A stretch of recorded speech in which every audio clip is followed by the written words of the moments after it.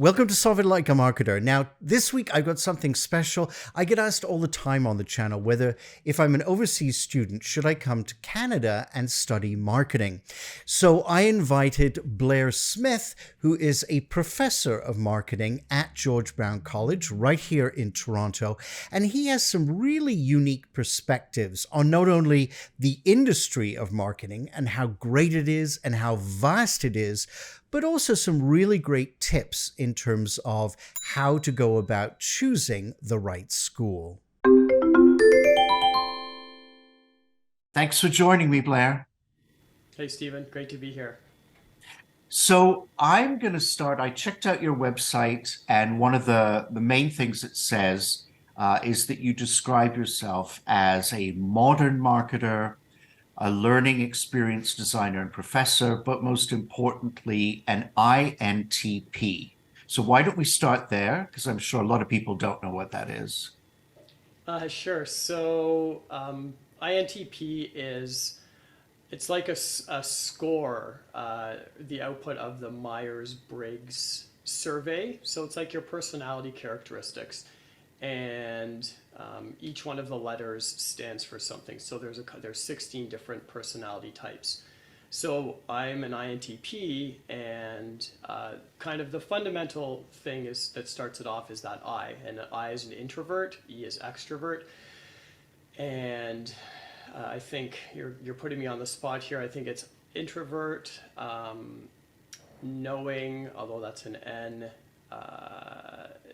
T, and then perceiving. Anyway, it all Yeah. kind of goes to a personality type that is more like they kind of say different things, from a logician to a a creative problem solver to a dreamy professor. I don't know what that means, but it's and there's only 3% of the population that are INTPs. So in terms of all of the percentages, it's, I think, the smallest or the second smallest one. So just kind of by nature of my personality, I'm in at least a small percentage of the population, which means I'm often kind of a square peg in a world of round holes. Yeah. And actually, just to pick up on that, because I'm also an introvert. So two introverts on screen doing an interview. Right? Um, I always find the paradox very fascinating that as an introvert, uh, also being a teacher, I love teaching, but it takes a lot out of me. So how do you find that balance with loving what you do, but also dealing with the introversion part of it?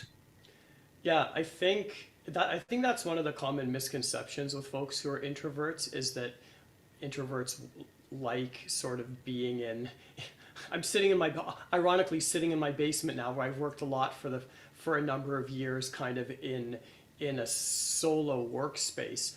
But I think what it typically means is when we're put into situations, say, where we need to a facilitate a course. I've facilitated in rooms up to about 80 people. I've delivered talks in rooms of 80 to 100 people. It's we enjoy those moments, but they do drain us a little bit more. So we need to find that counterbalance uh, of recuperation time in ways that tend to be a little bit more solitary. Whereas Mhm. whereas someone who's more extroverted fuels on sort of that ongoing personal interaction. We're comfortable going and sort of putting it all out there in front of people, but then we're probably tired afterwards. So Mhm. in my day to day as a marketing prof, I kind of have to deal with that, going to facilitate workshops for 2 to 3 hours at a time, multiple times a week. But the benefit of the job is sort of the rest of the time, it's more work behind the scenes. So naturally, I get that baked into what I do each day. And on those times when I feel just a bit more drained. You just have to be self-aware to take care of yourself and maybe find ways to rest that little bit more. Hmm. Because I think it's interesting. Some people still, when you say marketer, they still have the car salesman kind of stereotype in their mind. Um, but that's not it at all. And I think the interesting takeaway is that if there's someone watching that wants to be a marketer, but they think, well, I am a bit of an introvert, uh, as you say, but yes, are you a thinker? You could still be a marketer and not be a car salesman. Totally. I think marketing is it lends itself to folks who are thinkers. Folks who are, say, car salesmen, there's a role, and that's kind of sales. And sales, depending on who you talk to, you can argue it's a subset of marketing or a separate function, but they go hand in hand with each other. Similarly, when folks talk about marketing, they tend to think either sales or advertising. Seeing these ads on our social networks or websites we go to, those pop-ups we all love to kind of click out of most of the time, or what we see out on the street, on billboards, on transit shelters, all over the place. And advertising is a subset of marketing. So marketing kind of it tends to be, it leads all of those. It's behind the scenes, and it really, I think the folks who are pure marketers are probably more thinkers. And I don't Mhm. have data on this, but if you did personality surveys, I would hypothesize that more marketers would be introverts than extroverts. Sort of pure marketer folks. I love that. Yeah. I don't know if I'm Yay. correct, but Well, I've spent a lot of time sort of practicing marketing and studying marketing, and I say like pure like marketing, and it is very much a thoughtful exercise. It's about understanding people. We talked a bit about consumer behavior before pressing play on this, yeah. and the importance of of, of kind of sitting back and listening and reading the room, reading the market, the audience is essential, because marketing is, at its core, it's all about understanding people and delivering something to them that they're willing to pay for or even donate to. A lot of folks who work in, say, the not-for-profit space, they think we don't do marketing, we've got a mission and marketing is evil. Well, I think we can maybe soften it up a little bit here, and earning a donation from someone is the exact same as someone choosing to buy a car or buy a pack of gum or stretchy yoga pants. Same Yeah. idea. Yeah. Fundamentally, it's all marketing. Yeah. And on my channel, I do kind of drive that point home. I cover a lot of marketing strategy frameworks. Um, and a lot of them are geared more to sort of the corporate mindset. But as you say, I mean, nonprofits, whether it's donations or, say, membership, this is still a target audience, and you're still ostensibly selling something if it's a brand or whatever. Now, I'm interested, I said at the beginning that you consider yourself a learning experience designer. Now, what is that? Yeah, you're hitting me with. It's funny. One of the things that I kind of bristle at is a lot of buzzwords, but you're putting me on the spot for some of the words that I choose to use. So, for the past 7 years, I've been working. My technical job title is marketing professor. I design and I facilitate postgraduate level marketing courses at George Brown College in Toronto, Ontario. And for about 14 years before that, I worked as a marketer, as a marketing practitioner, we'll say. But as I've shifted, as I've evolved my career, when I hear the word professor, and when I still see some of this professor type behavior, it takes me to kind of a path of somebody, the sage on the stage, standing up in front of a bunch of people and talking at them and ostensibly professing their knowledge to people who are going to sit back and listen to them. And it just never sat well with me, because one of the things when I started, so and a professor has studied and has earned in many cases a doctorate degree, a PhD, or some sort of thing like that. My highest level of education is a master's. I have a master's of business and an undergraduate in Bachelor of Arts and Honors. So I haven't even earned a level that most professors have earned. And in the and in Ontario and Canada, when we use the word college, I know in some other parts of the world, university and college are interchanged, but in my situation, in our context, a college is typically a place of more polytechnic and applied learning, as opposed to, I guess, I don't want to say like theoretical and research-based kind of academic work, which is more like universities. So going into a college, it's very much about applied learning, and folks are coming in, and in the situation of business and marketing, it's trying to not just talk about the principles, but actually get it into practice. So I design, when I approach my learning practice, it's all about designing and facilitating experiences that help people learn marketing. So we get in and we will do scenarios using Microsoft Excel to manipulate data, to analyze it, to create data visualizations. We'll practice with other software, publishing on blogs or on our LinkedIn, using Hootsuite to practice doing social media scheduling and posting. So it's very much applied. And whereas the professor's kind of this sage on the stage, one of the things is I consider myself more of a guide on the side. And when I started at the college, that was really the training that they gave us. Like in my first year, it was how to design and facilitate courses that are more applied, more authentic learning. So that all kind of takes me to the whole piece where I'm like, I'm not really professing anything other than marketing's the best job in the world. But it's more about designing and facilitating learning experiences for people. So that's how I got to learning experience designer. So another question I get asked, and I have my own opinion about this, but I'm going to throw it to you, and that is,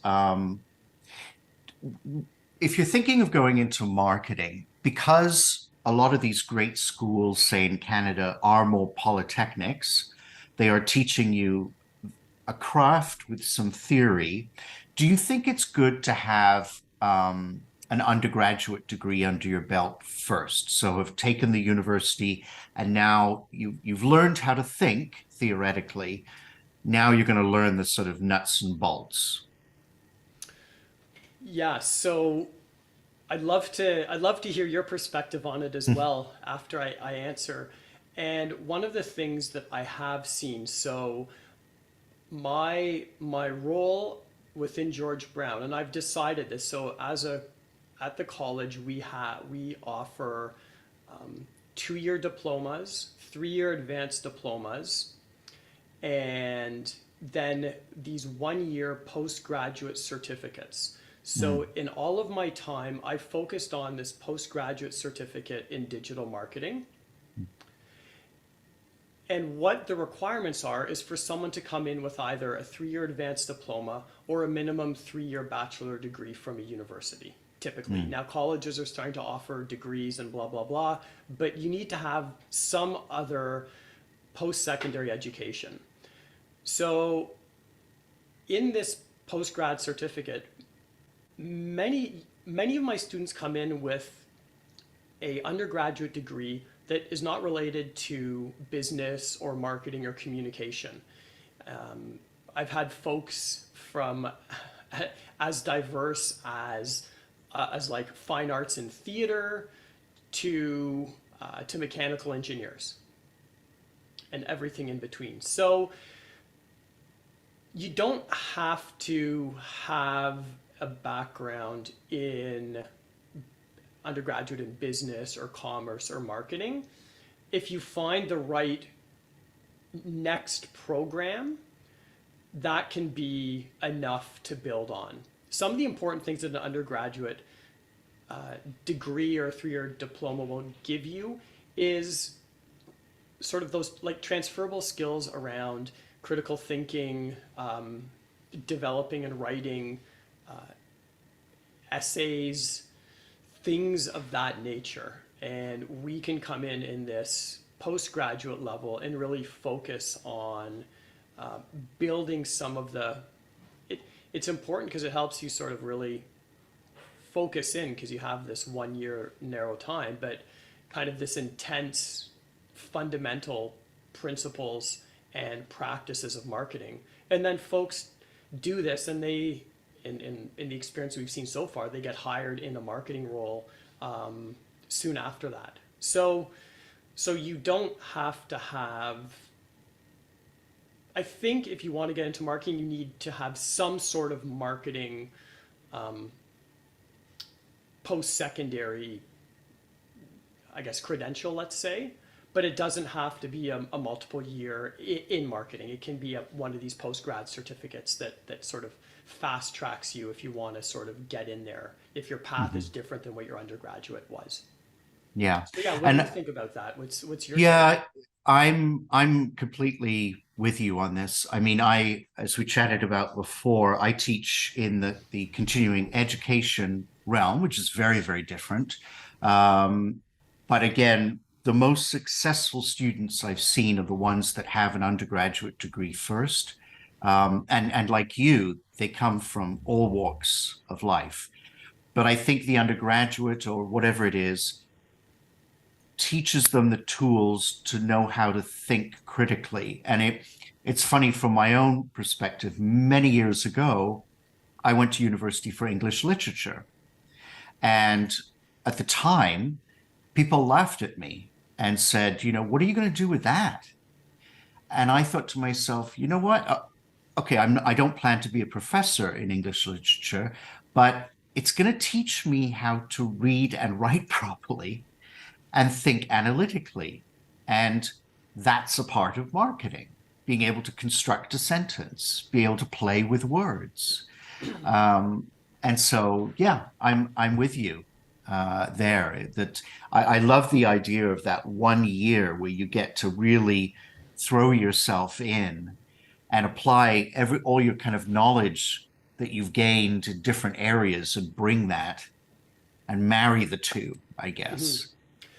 One thing I will say that is really important for, and you talked about modern marketing, and marketing kind of, we'll say in the 21st century, is no matter what your background is, you you need and which role you're going to get into in marketing, you need to be comfortable doing middle school level maths. Like there's no avoiding addition, subtraction, multiplication, division, working with percentages and ratios and rates. That is table stakes for any marketing role. And folks who come in there's this idea about marketing is it being creative. It's I'm going to go and I'm going to make these ads all day, post Right. these posts on social, create these Right. videos, Right. which is definitely an essential skill depending on where you go, but you need to be able to evaluate them using metrics. What is the effectiveness, and be able to make, they're not complex calculations. When it gets more complex, we have computers and software we will trust for that. But I say it's like middle school level arithmetic you need to be able to do for any marketing role. So if your say previous background didn't have math, financial, accounting courses, it might be trickier for you. But all of us have done it because we've all done grade 6, 7, and 8. And it's just kind of refreshing it and putting it in that context. So for anybody who's thinking about getting into marketing, regardless of your background, you're going to have to be prepared to do some math and There's if you're if your confidence level isn't as high with it, there's great places. Go to Khan Academy and do one of their arithmetic sort of tutorials, and that will at least help you dust that off. Really, it will be helpful to add in a marketing context, so you're actually doing the math while thinking about marketing. But a first step is just kind of go to Khan Academy, maybe do a continuing education type of course to just dust off some of those principles, and it's really going to help you in your career as a marketer. Yeah, I agree. And as you said, yeah, marketing isn't just coming up with catchy taglines. If you work for a marketing department or you have clients, they're going to expect to know, well, how do we measure that success? So understanding, yeah, how do you measure that? And there are myriad of ways to do that. Now, as I mentioned in when we chatted over email and whatnot, I have a lot of people who watch the channel who are overseas, and they're constantly asking me, so should I come to Canada and do marketing? I'd love to do where do I do marketing? Where do I start? So I would love your perspective on that. Yeah, this is a complicated question, Stephen, and I'm going to I know. try to make it simple.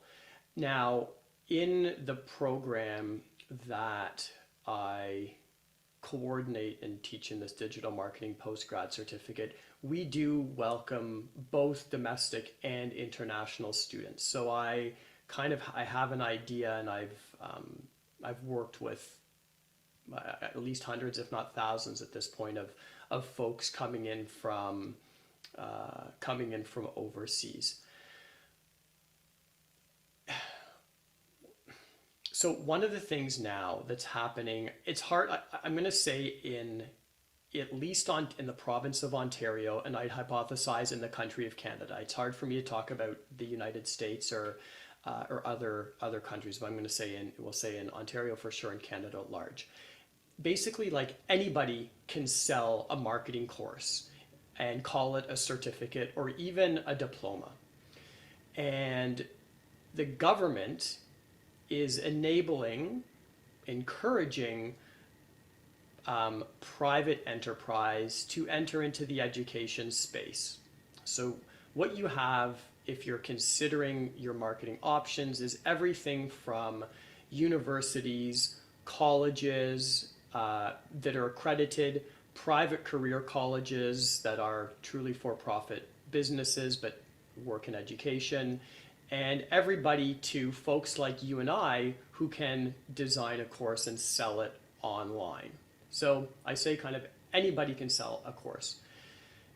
You really need to do your research and decide, especially if you're not looking at a university. Like a university, I'm going to say it's easy. You know, it's a university, it's accredited, it's probably the one that's the highest cost option, but it's lower risk because these universities have kind of been around. The colleges, like George Brown College or other colleges, are similar. They're accredited by the province of Ontario and have to adhere to certain standards. It's the ones that are these private career colleges, and I don't even know how to call them, but that are that are the challenge, where they're actively recruiting international students. And in some cases, what they've done is they formed a loose partnership, typically with one of the accredited colleges, to basically be able to like buy in, and they split the price of the tuition to kind of, they're basically using the accredited college back end, and that credential, but they're still kind of running the course. But it doesn't mean that the course is developed with any specific requirements or standards as required by the government. And somewhere if we trust the government to be kind of guiding learning outcomes and educational best practices, we trust that the universities and the accredited colleges are following this. The career colleges, they're very much private enterprises, and their goal is to get as many people in and through as quickly as possible. And from what I've seen, those certificates or even diplomas, they're pretty light, and they just don't go as deep as you need, and in some cases they're not recognized Yeah. by employers. Yeah. So if you're someone coming in from overseas, really do your own research. If you feel, I know a lot of, and George Brown does this and colleges do this, they pay for recruiters to work in these different countries. If you feel like you're getting an aggressive sales pitch by somebody and they're forcing you to like choose this in a really aggressive way, I would consider that a red flag and maybe kind of look into it a little bit more. But yeah, really do your research. Ask how in-depth the program is. I will say, I know folks in some cases coming from overseas want a quicker path to a visa. You have to make your own decisions, but sort of, if you really want to get into marketing with a program of any substance, it's got to be at least 1 year, and hopefully it has some sort of co-op or internship component to it. That's one thing that colleges and universities, especially colleges, are required to do as part of our ministry accreditation. So we need to meet these standards. And those co-ops and internships are really important connectors to getting you into that job. So if the thing you're looking at doesn't have co-op or internship or some sort of in-depth work term for multiple months, it's a bit of a red flag as well. If it feels like someone's aggressively kind of selling you on something, that's another red flag. And look at the number of courses. Like there's sort of learn digital marketing in 12 weeks. You're barely going to scratch the surface. With, again, the 1 year program that I'm a part of, it's 6 courses a semester if you take it full time. Each course is probably an average of 3 to 5 hours a week of different aspects of learning. So that's 30, That's 30 hours a week of more immersive applied learning. And you get 2 semesters of these classes. So it's just look at how much time you're spending in the course. And I say you can't spend enough time learning marketing. So the more time you can have, the more courses you have, the more immersed you can get, the better it will be. So yeah, be careful with the aggressive sales pitch. Look for a work term, a co-op, an internship, some sort of placement, usually at the end of it, and consider how many courses are there, how many hours a week is it, and the higher the number, the more immersive and the deeper, and I would say then the quality of learning experience is going to be there for you. Yeah. I completely agree. I mean, from my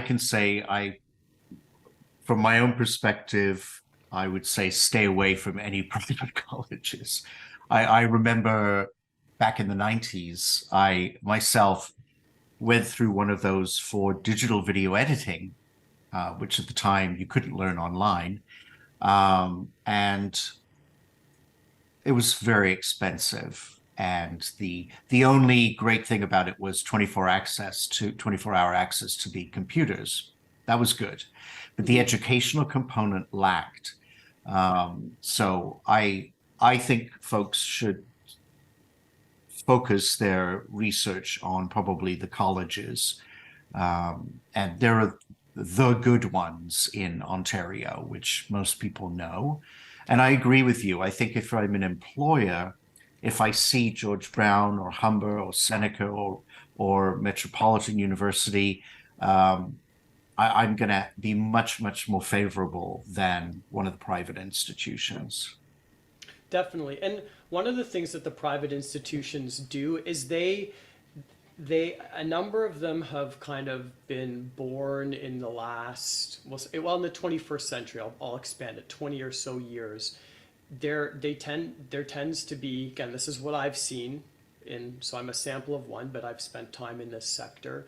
They tend to be more tech driven, and they kind of say, learn from people who work at Google, Facebook, Meta, Instagram. Like they're putting Right. Shopify, big name tech companies. And so those folks, they're practitioners, they're doing things day to day. They're not necessarily trained in course design and course facilitation.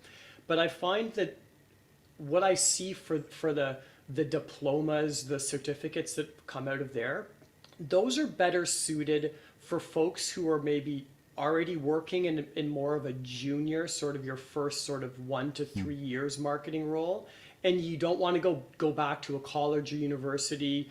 You want to do something that's more kind of flexible or like continuing education. That's where those are okay. But if you're someone who is coming from another country, new, undergraduate, something that's not in business or marketing, and you're trying to get into your sort of your first year, then going to an accredited college or university is going to be your best bet to do that. Okay, another question for you. So sometimes I get asked by people, so I really want to study public relations. Okay. So from your perspective, if they don't really have any marketing experience, is it better to seek out colleges that will give them kind of all the options of marketing first? Because there are many different avenues, or seek out that one that does do the public relations. Yeah. If so, I love how we breaking all these parts down. If you know you want to get into, so I consider public relations to be one of the like things underneath the broader marketing umbrella. If you're the chief marketing officer for an organization, who the work you do in PR is going to somehow ladder up to you. If you know you want to get into, say, public relations, then go to a program that just focuses on public relations. Okay. And really lean in there. If you know you want to get into become, say, an advertising copywriter, go into a copywriting program. If you want to be an advertising client service, go into one of those programs. And not every education institution offers all of them. So even using the PR example, George Brown College, out of all the colleges in Toronto, isn't known for public relations. I think if you want to go to public relations, it's either Humber or Centennial College. I forget which one. If you want to get into advertising, like client service, art direction, graphic design, or copywriting, Humber College is the place to go. Right. For digital marketing, the digital marketing program at George Brown, it's more of like a digital marketing generalist program. That's the one to go to within Toronto. So yeah, if you know you want to get into a certain area specifically, then go into that area with confidence and find the best option for you for that specific thing. Yeah, I love it. Another question, I guess, a more practical question is, now that in theory we're not in COVID anymore, in theory, are we starting to get back into the classroom? I know George Brown has some fabulous classrooms, having taught in some of them on the lakefront back pre-COVID. They're really nice places to teach. Are we moving back into that again, or is everything still online? I think what the pandemic has taught us is it's a marketing exercise. So there are different market segments with different needs. So yes, some programs are going back to what they were like before the pandemic, which might have been 100% on campus in class. I can speak for the digital marketing program that I'm a part of. We've actually seen demand has grown through the pandemic. And there's a market segment that wants to study 100% online synchronous, which means that it's all remote learning, but you have synchronous, so they're real time scheduled workshops every week that are facilitated like this on something like Zoom, Microsoft Teams, or something else. So there's a need for 100% online synchronous. There's interest in hybrid, which mixes coming to campus with online. So I don't see the pendulum as going all the way back to, okay, let's all go in class on campus. It's now more nuanced, and the colleges need to, I would debate, they need to level up their marketing game and start to do some of those marketing fundamentals, like segmenting the learner audience and what are their needs, and then delivering programs based on those different modalities. And a need that we've seen now is different delivery modes: 100% in class, 100% online, hybrid. So there's demand for more options, and I think generally more flexibility, but it doesn't mean in class is going to be completely shut down or not there, but it also doesn't mean that everything's going back in class. Okay. And if somebody's watching and what's usually, if I'm interested in going, say, to George Brown, who typically do I contact to kind of ask more questions? So the best place to start is on whatever website, because that has the most information. Read about the program you're interested in, and there they'll probably give you some sort of contact information. And there's usually like kind of two options. One is you can go to one of the scheduled, their information sessions or open house nights that happen usually once or twice a semester or even a month. These have shifted from being in person to online to now both. So go to one of those open houses and you can ask questions there. Or on the website, typically there will be a contact person, like a program coordinator or program head for the specific program, who you can ask any other questions to. So I'm the program coordinator for the digital marketing postgraduate certificates. There's two of them now at George Brown. So I do get questions from prospective students about the program, and part of the work that I'm tasked with is responding to those questions as well. So those are the kind of the two best ways. Start with the website, see if there's info sessions, or contact the coordinator or program head or program lead. So I guess my final question is, when you're not teaching, what other marketing type stuff or non-marketing type stuff do you get up to in terms of balancing life?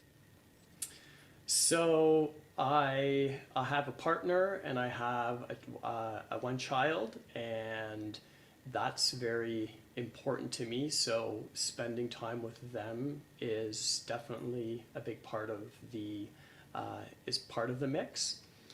And I'm kind of a marketing nerd, so my other work is somehow related to marketing.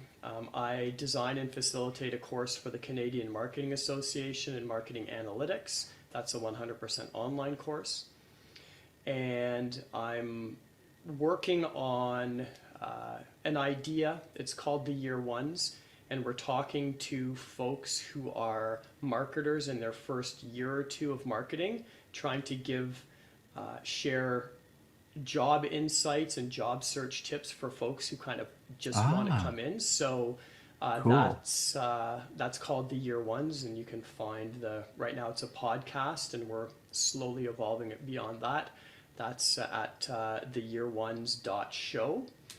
And my kind of other piece is biking. I ride mountain bikes. I like getting out in nature in the dirt, and riding bikes with people or just by myself. But that's kind of my happy place outside, and it helps soothe my introvert soul and also kind of my like my jitters from sitting around.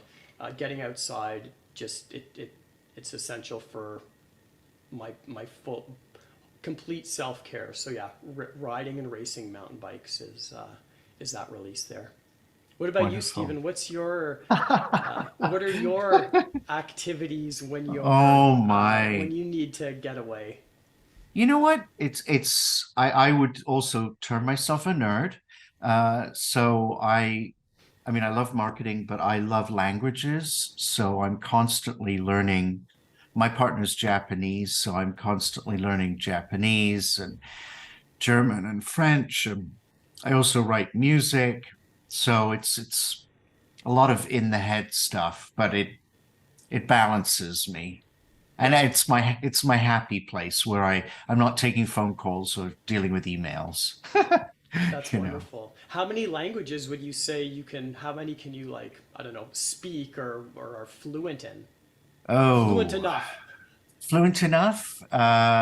Well, I think I'm good with Japanese. I'm knocking off French, German, and next one I think is Spanish, maybe. I think that Interesting. sounds nice. Well, I always say that I find language and the construction of language and the sentence structure is very much a reflection of the culture itself. So, I meet people who will say, "Oh, I love Japanese culture." But when you start to get into the language, you go, that's why they think this way, because there's Hmm. certain things that they do. And it's very, I think you would love it because it's very analytical and actually mathematical in a way, because they're very, very logical. So if something is dropped, there's a reason that it's dropped from the sentence. So it's Hmm. understanding why they've done certain things. Anyway, Oh, this is not an that's interview about cool. me. Yeah, well, you know what? I'm actually like it's funny. I'm to sort of go back to the math piece. When I was in high school, I like I failed chemistry. I failed algebra and geometry. I didn't do math wasn't my thing. But as I went through and got it into a context and I started learning it in a context of business and marketing, it started to click. Like Mm, my mm, highest math marks ever were doing my MBA, doing mm. like finance and doing marketing math. So I'm definitely I would say I'm math competent, but not math strong. But I'm more of a word nerd, so I can Yeah, yeah, yeah. what you're talking about with languages. I'm kind of unilingual. I have a bit of French, but I like playing with words as well, word Yeah, puzzles and yeah. things. So what you're talking about with the languages and the sentence structure, I'm like, And oh yeah, that's kind of and that's you know interesting. what? You also bring up a really good point, which is, I when I was very young, I had dyslexia. I probably still have dyslexia. Math was not my strong point. Languages weren't my strong point. And what I've learned as I've gotten older was that it is about the environment and learning how to learn, learning how you learn and intaking information. I mean, I went through like British boarding school system and it was a terribly oppressive environment. This was not a good learning environment. Yeah. But just because you think you're not good at math or you think you're not good at languages, never say never. If you can figure out how to negotiate these variables in the way that your brain intakes it, then you could do really well. And actually, as you say, in the right context, like when you're doing a master's and suddenly math is fun and applicable, as opposed to in high school where it seemed it wasn't applicable to anything. Suddenly you go, wow, I get this. Mm-hmm. Yeah, because Totally. it's a different way of looking at it. And you don't, it's like hindsight is 2020, right? But I think the key there is if you're if you hit a roadblock or a stumble, like don't be so sort of absolute that like no, I'm never doing it again, or I'm not good at math. Like follow your curiosity and interests. There's going to be things you have to naturally work harder at because we're not all good at all the things, but try to not create barriers for yourself, and keep your mind open to those different experiences, and see where it goes, especially in the learning environment when you're in that setting, because you don't know where where it's going to go or when that connection might hit. And I think math is not your enemy. Like for me, running a business, I was rolled my eyes at the notion of accounting. But now, I have my accountant. He got me on QuickBooks. I love QuickBooks. And I actually like looking at spreadsheets now. And I love seeing all the calculations. So context. I mean, I'm not an accountant, but I'm learning how to read certain things. Mm-hmm. You're just And dangerous intake enough that. to have a good conversation with your accountant, right? Exactly. That's it. Exactly. Yeah. And that's where it stops. Yeah. Yeah, that's how you want to do it. Okay. Well, I will let you go. I encourage anyone who wants to reach out to you, I guess, to go to, the George Brown website. I'll also post your website, your personal website on the notes for this episode. Any final thoughts before we go? If anybody does have any questions as well, you can check me out on LinkedIn is probably the best way. It's Blair A.A. Smith. There's 2 A's there, and I think if you're thinking about getting into marketing, totally biased, but it's the best job, it's the best function in any organization. It's analytic, it's creative, it's all about people. It's fundamentally about people. We talked a bit about human behavior, and it's really about understanding people.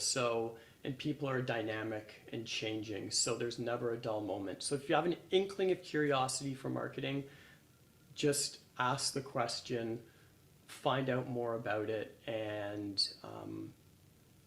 I think you'll be pleasantly surprised with the different options that a marketing career could take you in. I can't imagine doing anything else. So Yeah, I agree. It's a great spot, as you know, Stephen. So yeah, that's it. If you're interested in marketing, just kind of scratch that itch and be curious and see where it goes, hurdles and all. Great. Well, thank you, Blair. Thanks, Stephen. It was wonderful to chat, and have a good rest of your day. This is great. Thanks again to Blair for taking the time. And if you have other questions, please feel free to jot those in the comments section below. As always, please hit that subscribe button so that you get notified every week of new episodes. You can also buy me a coffee if you like, and that link is also below. I wish you a happy holidays, and let's together solve it like a marketer.